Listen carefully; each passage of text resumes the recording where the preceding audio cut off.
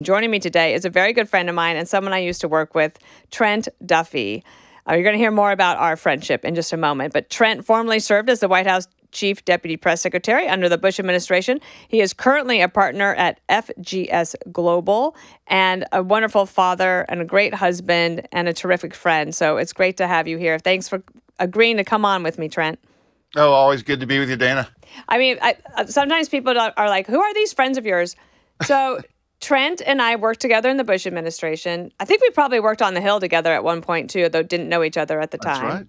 That's right. And then we used to, I mean, what time did we get to the office? 6:30 in the morning or so, I guess? Or earlier, yes. Earlier? We were the first one. We were always the first ones there, and we would always go through the actual newspapers sitting on the desk there before had the senior staff meeting at 7 a.m. So and we were always ahead of the clock. We had offices next to each other. They were small offices, and they had pocket doors that you could slide across. We'd leave them open.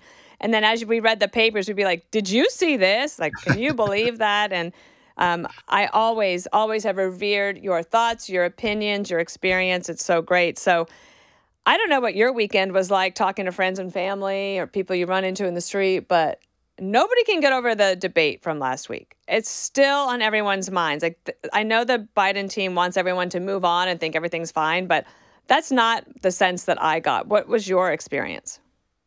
I think that's right. It has been top of mind for everyone. I mean, 50 million people watched it.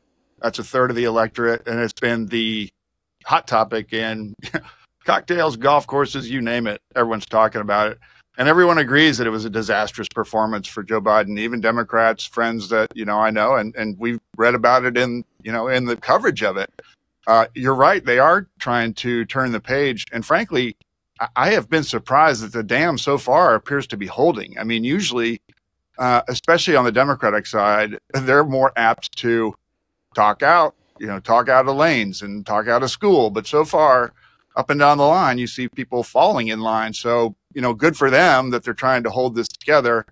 I don't know how long it's going to hold. Having said that, you got to imagine that any Democrat with eyes on the Oval Office has gathered their internal team and started thinking about an open convention, started thinking about putting the wheels in place for a campaign if they do decide, or if he does decide to resign. It was interesting because, as you mentioned, there were some Democrats who put out statements like Barack Obama a few hours after the debate. Bill Clinton's came in around 5 p.m. on Friday. And they kind of said the same thing, like, look, everyone has a bad debate. I had a bad debate. Everything's fine. Hakeem Jeffries is saying everything's okay, but I get the sense that they're saying that and don't believe it. It does not seem authentic that they think it's okay, especially because, and I wanted your thoughts on this, sometimes when you read an anonymous source in an article, you can dismiss it. And other times you can say, oh, they're probably telling the truth. So 2 weeks ago, the Wall Street Journal had a piece written by two young women reporters. They had 45 different sources. Many of them were on background saying that Biden has slipped in recent months, especially even since the State of the Union. And the Deputy White House Press Secretary, the job you and I used to have, just absolutely takes a torch to these young women and says, basically said they are liars.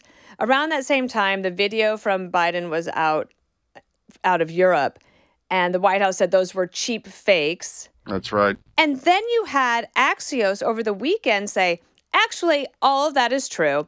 And there are aides who are saying he's really only good between the hours of 10 a.m. and 4 p.m. And I'm looking at this and kind of frustrated with the Biden team communications, both official side, White House, and on the campaign, because it feels like they've gone after reporters who are doing their jobs and trashing them when actually, who's the one not doing their job? Yeah, exactly right. The Americans' distrust in the media has really, really sunk. I mean, go back to NBC with the RNC chairwoman Ronna McDaniel hire. I mean, it really has laid bare how partisan they actually are. The mainstream media has never been more partisan. Even way more than when we were working for President Bush. At least there was some veneer of impartiality. That is long since gone. But this whole episode has demonstrated that you really can't trust what this White House says. And the proof is right there for all to see. I mean, for 90 minutes, the leader of our country was literally demonstrating that he's not running the country. And it's really shifted from a debate about, oh, is he too old? But like, who is actually running the country? I mean, that used to be dismissed as this right-wing conservative talking point. But I think a lot of legitimate people have a rationale to ask that question, and you deserve an answer.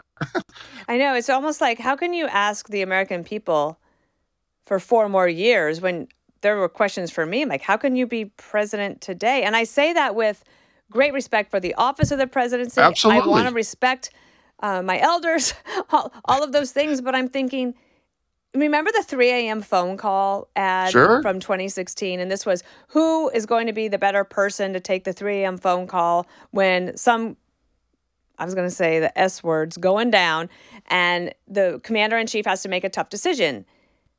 And when the news reports came out last night that there is an imminent terrorist threat against U.S. military bases happening in Europe right now, so everyone's on high alert, I kind of jokingly said to my husband, Peter, I sure hope that they can hold off until it's between 10 a.m. and 4 p.m.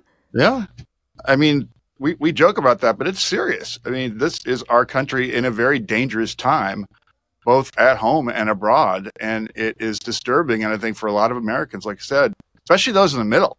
I mean, we know we've been tracking this, campaign for months now and for years, and it's pretty split. I mean, it's 40-40, and then it's going to be the 15 to 20 in the middle. And the 15 and 20 in the middle are really waking up to this and saying, oh, the Republicans may not be as off base as we thought by claiming that this man, who we want to respect, it's the office of the presidency, is not up to the job.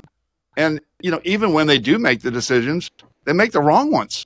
I mean, if you look at the issues matrix and see where Trump is up, on all the top issues that have always dominated American politics, the economy, the household kitchen table issues, housing, for my kids who are, trying to get housing in a tough environment, those problems aren't going away. What is interesting to me, Dana, is that usually when you have a challenger who is up by 10+% on all the issues, even the state of democracy, usually that person would be, in a commanding lead, 6, 8, 9 points ahead. And Trump's getting there. But that just shows that he still has a lot of work to do, and he can do it. But I think that he can really shift from like a campaign of vengeance to one of vision. And I think that's what Americans want to hear. Look, a lot of everyone's talking about Biden's debate night. Awful. Trump didn't have a great debate night either. Right. I mean, a lot of people were asking, they wanted to hear more. They wanted to hear his, views on childcare and some of these other issues that they care about. And now he has the opportunity to fill in those blanks. And he can and should do that now that he's got an open runway. I mean, I really think that he could benefit from running the reverse Rose Garden strategy from Mar-a-Lago, really acting presidential, have some high-level meetings, and start to demonstrate that he's ready to move in and heal the country. That's actually interesting. I've been wondering for several months now why President Biden doesn't utilize his cabinet more. I mean, a cabinet meeting could be something, one, where you get everybody together. These are the smartest people that you have in your government. They're the ones responsible. So have a cabinet meeting. And that, one, brings all of them together. But also, it's a communications opportunity.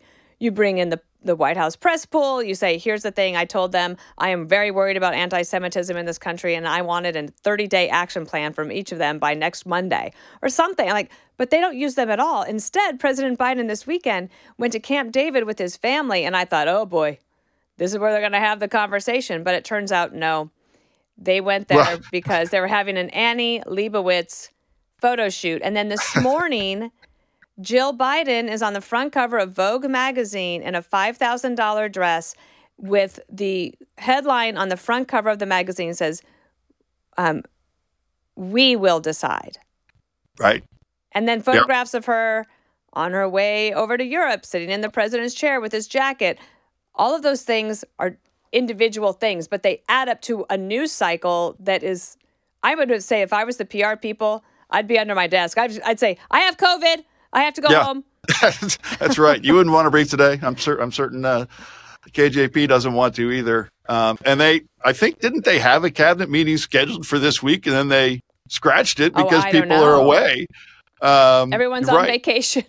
Everyone's on vacation. Wow. But you're right. I mean, it does create this limousine liberal out of touch. And, you talk about like the number one death knell for any politician, it's to appear out of touch. And what we've just been talking about, like with the denials that he is too old or, has the mental acuity to do the job, to what you're talking about with Jill, like, we will decide, you don't have a voice in this, Democratic voters. It all adds up, and it just supports what people fear most, is that Washington is completely just doing things against the will of the people, and that only helps to fuel Trump.